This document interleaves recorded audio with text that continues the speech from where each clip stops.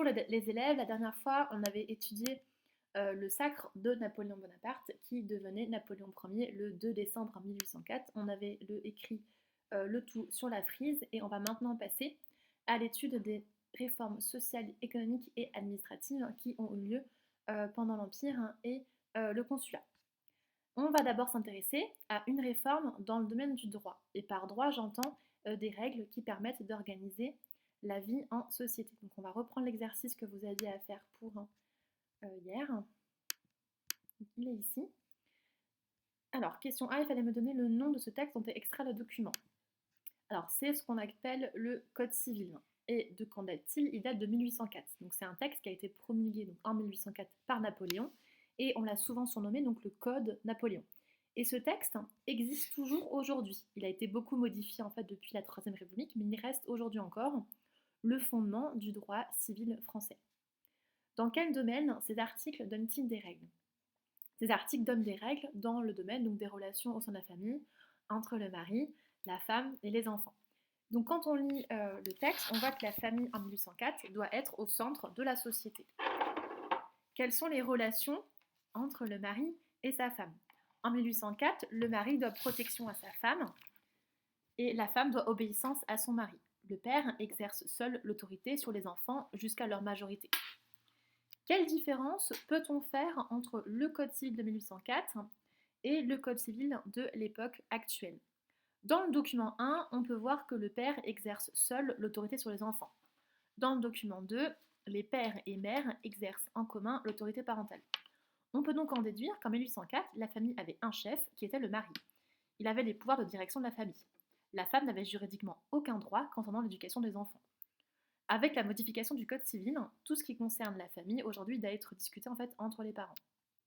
Donc, si je fais le bilan, le Code civil c'est la loi de tous les Français. C'est le recueil de toutes les nouvelles lois qui réglementent leur vie de la naissance à la mort. Alors, pourquoi l'avoir promulgué? Pourquoi l'avoir promulgué en 1804? Parce que donc sous l'Ancien Régime, avant 1789, les droits et les devoirs des Français sont définis par des règles de droit très complexes et très nombreuses. Et ces règles, en fait, s'appliquaient différemment selon les différentes provinces du royaume. L'objectif ici est d'unifier de droit en France. De plus, c'est un texte qui garantit l'égalité de tous face à la loi.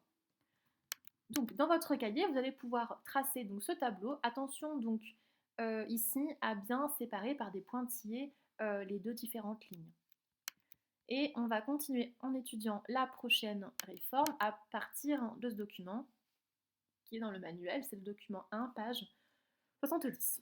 Alors, il faut présenter le document, donc question A.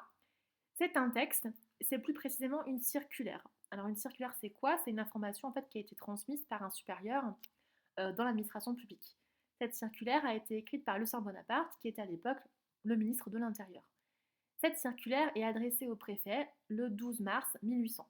Et le titre de document, c'est la création des préfets en 1800. Question B, à qui s'adresse ce document?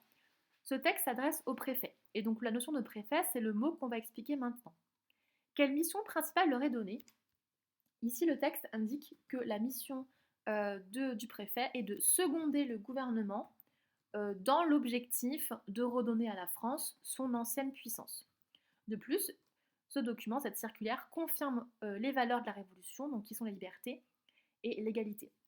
Quelle est la mission des préfets dans le domaine des impôts et ensuite dans le domaine de l'économie?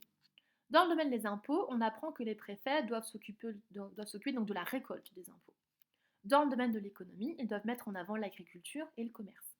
Le ministre de l'Intérieur, ici, leur demande de visiter les manufactures, donc qui sont les ancêtres des usines.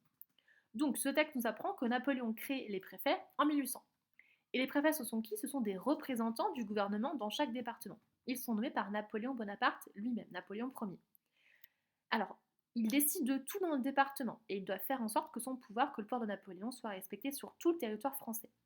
Ces préfets existent toujours aujourd'hui. Aujourd'hui, en fait, on parle de préfet pour qualifier à la fois le préfet de département ou le préfet de région. Le préfet du Bas-Rhin, donc c'est une femme, elle s'appelle Josiane Chevalier, aujourd'hui en 2020, donc on parle de préfète, et elle est donc la représentante directe du Premier ministre et de chacun des ministres dans le département. Dans votre cahier, donc, vous pouvez écrire la suite, donc dans le domaine administratif, donc la création des préfets en 1800, qui représente le gouvernement dans chaque département.